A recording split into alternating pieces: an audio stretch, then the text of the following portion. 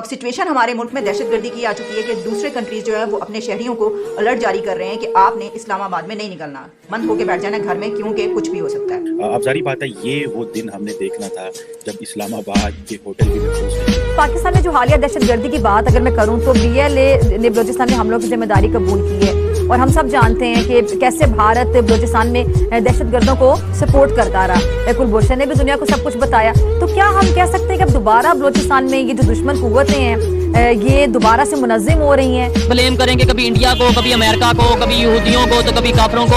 अपने ऊपर हम क्यों नहीं आते, अपनी बेहतरी की तरफ क्यों नहीं आते? क्या हम इतनी बड़ी सुपर पावर है कि सबको हमसे खतरा है? तालिबान कहते हैं कि भाई अगर हम अफगानिस्तान से टीका को बुला सकते हैं तो पाक फौज को इनको नहीं बुला सकते। बलोच जो लिबरेशन हाथ वाले हैं उन्होंने TTP को ज्वाइन कर लिया है। हर बात ये कहते हैं इंडिया ने ये कर दिया। भाई इंडिया इतना वेला ही नहीं है, वो इतना बेवकूफ नहीं है कि इतनी बड़ी मजबूत इकॉनमी होकर वो इन जंगों वाले मामलात में चलेगा। इंडिया के पास भाई इतना टाइम नहीं है। हम ये कर देंगे, वो कर देंगे, हम एटॉमिक पावर है, ये पावर है। वो आइटम 4 में घुस गया। कितने मील वहां से रह चुकी प्रेसिडेंसी, कितने दूर आपका दूसरा इस्लामाबाद, वहां से एम्बेसी कितने दूर है, मुझे क्या बताया। ये चल क्या रहा है और लोग क्या क्या कुछ कह रहे हैं, क्योंकि अब बहुत सीनियर एडवोकेट और बहुत सीनियर पॉलिटिशियन लतीफ खोसा साहब पीपल्स पार्टी के, उन्होंने ये कहा है कि हम अपना एटम बम भी बेचेंगे। वो एक जगह पर गुफ्तगू फरमा रहे थे जिसमें लतीफ खोसा ने ये कहा कि बेचेंगे क्योंकि अब हमारे पास कुछ बेचने को नहीं था, तो अब हम अपना एटम बम भी बेचेंगे। पाकिस्तान की राजधानी इस्लामाबाद में एक आत्मघाती हमला हुआ। इसमें एक पुलिसकर्मी की जान चली गई और 4 पुलिसकर्मी और 2 नागरिक सहित कम से कम 6 लोग घायल हो गए। वहीं सुरक्षा विशेषज्ञों ने खुफिया तंत्र की विफलता को इस हमले का जिम्मेदार ठहराया है।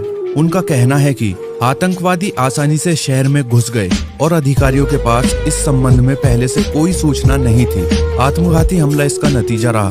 पुलिस ने इस्लामाबाद में एक बड़ी घटना को टाल दिया क्योंकि माना जा रहा है शुक्रवार की नमाज की कोई भी सभा आतंकवादी हमलावर का शिकार हो सकती थी। बताया जा रहा है कि हमलावर ने प्रमुख बाजार और सरकारी भवनों में आसानी से प्रवेश कर लिया क्योंकि शहर में सुरक्षा चौकियों को साल 2020 में ही खत्म कर दिया गया था। इस हमले की जिम्मेदारी प्रतिबंधित आतंकी समूह तहरीक-ए-तालिबान पाकिस्तान यानी TTP ने ली है। इस हमले के बाद लोग काफी सहमे हुए हैं। इससे पहले पाकिस्तान की राजधानी में मार्च 2014 में विस्फोट हुआ था। तब 2 हमलावरों ने अदालत में ही खुद को उड़ा लिया था। 2005 के बाद से इस्लामाबाद में कुल 18 आत्मघाती हमले हो चुके हैं, जिसमें 165 लोग मारे गए हैं और 616 लोग घायल हुए हैं। हुक्मरान सियासत में मसरूफ हो जाए और हमें ये भूल जाए कि हमारी जो मेन रिस्पॉन्सिबिलिटी है वो क्या है, तो फिर मुल्क में ऐसे ही होता है। अभी देखें कि पाकिस्तान के अंदर जो मेन एक मैरियट होटल है इस्लामाबाद के अंदर, उसके ऊपर US एम्बेसी जो है उसने रिस्ट्रिक्शन कर दिया है कि वहाँ पे ना जाए। मैरियट होटल में पॉसिबल अटैक हो सकता है। तो थोड़े दिन पहले एक वैन इस्लामाबाद में एंटर हुई थी और कहा जा रहा है कि बड़े हाई प्रोफाइल को अटैक करने वाली थी। अब ये नहीं पता वो कहाँ जाने वाले थी। उसमें खातून भी बैठी हुई थी, एक मर्द भी बैठा हुआ था और एक तरफ सारी एम्बेसीज हैं। इस्लामाबाद का रेड जोन एरिया उसको कहा जाता है। सारे वहाँ पे मिनिस्टर्स इनक्लेव वहाँ पे हैं, चीफ जस्टिस वहाँ पे रहते हैं। अब जारी बात है, ये वो दिन हमने देखना था जब इस्लामाबाद के होटल भी महफूज नहीं थे। पहले ये चाइनीज़ कहते रहे कि भाई आपके ऊपर जो है वो हमारे ऊपर हमले हो रहे हैं, हमने उनकी बातों को ध्यान नहीं दिया। आज ISPR inter services public relation जो है उसने कहा है कि 5 आर्मी के जवान जो है वो एक डिवाइस एक्सप्लोसिव डिवाइस की वजह से बलूचिस्तान में शहीद। अब देखिए कि रोजाना की बुनियादों के ऊपर फौज के नौजवान और पुलिस के नौजवान शहीद हो रहे हैं। उस वक्त 54 लोग इस होटल में मारे गए थे, जिसमें 3 अमेरिकन थे।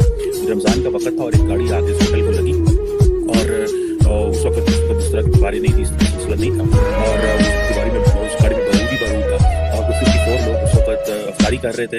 आई थिंक रमजान की बहुत बड़ा धमाका हुआ उसमें जो अफगानिस्तान में तालिबान की कामयाबी का जश्न हम दुनिया में मनाते हैं और पाकिस्तान वाहिद मुल्क है दुनिया के अंदर जो तालिबान की कामयाबी का जश्न मनाता था। और हम कहते थे कि देखो जश्न देखो कि और हम और हमारे ही एक उस वक्त साबित कीजिए ऐसे फटाफट चाय पीने पाकिस्तान चले गए। हमने कहा पता नहीं क्या हो गया, कैसे हो गया, क्या बल्ले बल्ले हो गई जनाब। और उन्होंने वहाँ पे सरीना होटल में काबुल में खड़े होकर कहा कि जनाब एवरीथिंग विल बी। तालिबान ये कहते हैं कि भाई अगर हम अफगानिस्तान से टीका को भगा सकते हैं तो पाक फौज को इनको क्यों नहीं भगा सकते। अब एक बार करनी पड़ेगी पाकिस्तान। हमारा प्रॉब्लम ये है इकोनॉमिक क्राइसिस हमारे ऊपर है, पॉलिटिकल क्राइसिस हमारे ऊपर है, इंटरनेशनल कम्युनिटी में पैसा देने को तैयार नहीं है और इंटरनेशनल कम्युनिटी अब बिलावल कह रहे हैं कि बॉर्डर सिक्योरिटी के लिए अमेरिकन पैसे देंगे, ये होगा वो होगा और इलेक्शन हमारे सर पे है। आ जाए। ये सब आपस में लगे हुए हैं अपनी प्राइम मिनिस्टरशिप के लिए, और दूसरी तरफ इस्लामाबाद तक जो है वो टीडीपी वाले आरजू के I-10-4 के अंदर उन्होंने ब्लास्ट करके बता दिया है कि आप इस्लामाबाद आपको मार देगा। आज आपके किसी मीडिया चैनल ने खबर नहीं चलाई है कि आपके कहान जगह बलूचिस्तान के अंदर 5 उन्होंने मारे आपके जवान आर्मी के, और टीटीपी ने ज्वाइन कर ली। बलोच जो लिबरेशन एक्ट वाले हैं उन्होंने टीटीपी को ज्वाइन कर लिया है। और उसके बाद क्वेटा में भी एक दस्ती बम के साथ अटैक हुआ है। अमेरिकन एम्बेसी का आपने खुद बता दिया है। आपके वजीर दफा ने कहा है कि केपीके के अंदर तहरीक इंसाफ जो है वो सिर्फ पैसे बनाने में मसरूफ है, उनको इस हालात से कोई इंटरेस्ट ही नहीं है।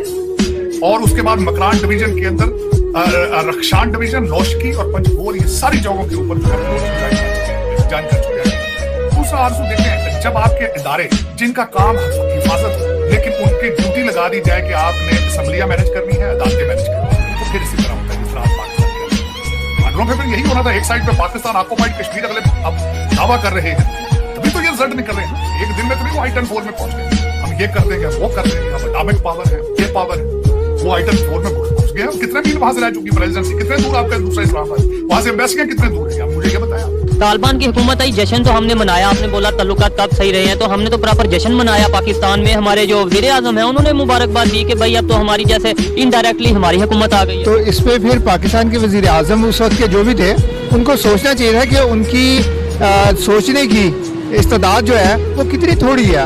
वो देख ही नहीं सके कि 1 साल के बाद क्या होना था।